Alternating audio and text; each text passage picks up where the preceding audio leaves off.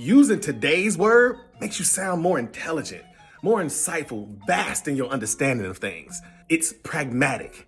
Pragmatic means to be flexible and or adaptable in the midst of difficulty, hardship, or challenging situations.